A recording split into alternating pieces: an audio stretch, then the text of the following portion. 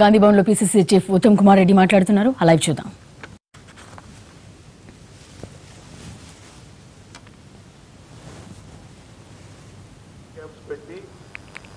అక్కడి నుంచి భారతదేశంలో అనేక సందర్భాల్లో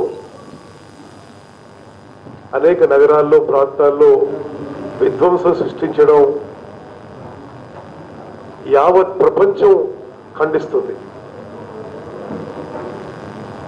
ఇంతకుముందు పార్లమెంట్ పై జరిగిన దాడి కానీ,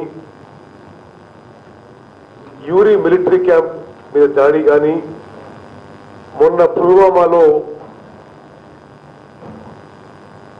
44 మంది సిఆర్పిఎఫ్ జవాన్లని హతమార్చడంలో కానీ,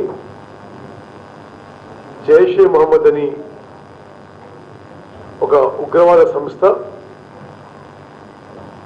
పాకిస్తాన్ దేశం నుంచి ఆపరేట్ చేస్తూ పాకిస్తాన్ మిలిటరీ, పాకిస్తాన్ ఐఎస్ఐ ఒక యాక్టివ్ హెల్ప్ సపోర్ట్తో భారతదేశంలో అనేక టెర్రర్ అటాక్స్ పాల్పడ్డారు. ఆ సంస్థ అధిపతి మసూద్ అజార్ గతంలో కూడా బహిరంగంగా అనేక ఈ దాడులు చేస్తూ ఉన్న విషయం అతను ఒప్పుకున్నాడు. మసూద్ అజార్ విషయంలో పాకిస్తాన్కి, మసూద్ అజార్ విషయంలో కానీ, జైషే మహమ్మద్ విషయంలో కానీ పాకిస్తాన్కి అనేక సందర్భాల్లో ఆధారాలు ఇచ్చిన పాకిస్తాన్ ప్రభుత్వం ఏమీ చేయకపోగా అతనికి మద్దతు తెలుపుతున్నట్టుగా స్పష్టంగా అవుపడుతుంది.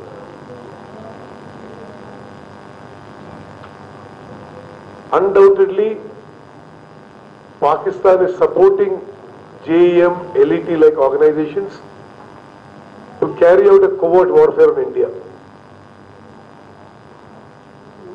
ఆ సంస్థ క్యాంపులని ఎయిర్ సర్జికల్ స్ట్రైక్స్ ద్వారా ధ్వంసం చేయడం,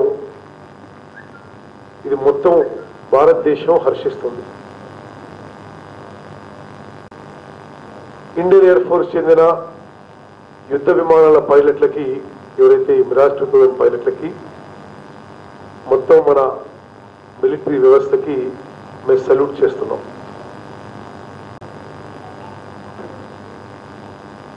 ఈ స్ట్రైక్స్ మరింత ముందుకు తీసుకుపోయి భారతదేశం యొక్క సైనిక దళాలు జైషే మహమ్మద్ హెడ్ క్వార్టర్స్ కూడా స్ట్రైక్ చేయాలని మేము కోరుకుంటున్నాం. ఏ విధంగానైతే గతంలో ఒక సంఘటనలో ఒసామా బిన్ లాడెన్ అమెరికాపై విధ్వంసం సృష్టించినప్పుడు అమెరికా దళాలు పాకిస్తాన్లోకి పోయి బిన్ లాడెన్ ని హతమార్చారు. అటువంటి పాకిస్తాన్ నుంచి ఆపరేట్ చేసే టెర్రరిస్ట్ సంస్థలు, టెర్రరిస్ట్ నాయకులని మన సైనిక దళాలు కూడా చేయడం, ఇదే సముచిత జవాబు, సమాధానం ఉంటుందని చెప్పి మేము భావిస్తున్నాం. మొన్న సిఆర్పిఎఫ్ జవాన్లపై జరిగిన దాడి తర్వాత మా ప్రియతమ నాయకుడు రాహుల్ గాంధీ గారు చెప్పినట్టుగా ఈ విషయాలలో రాజకీయాలకి, అన్ని విషయాలకు అతీతంగా మన దేశ సమగ్రత, సమైక్యత విషయంలో మేమందరం కూడా, ఈ దేశంలో అందరం కూడా ముక్త కంఠంతో, ఐకమత్యంతో ఈ దుశ్చర్యలకు పాల్పడిన వాళ్ళని శిక్షించాలని మేము కోరుకుంటున్నాం. We salute the air warriors. Thank you.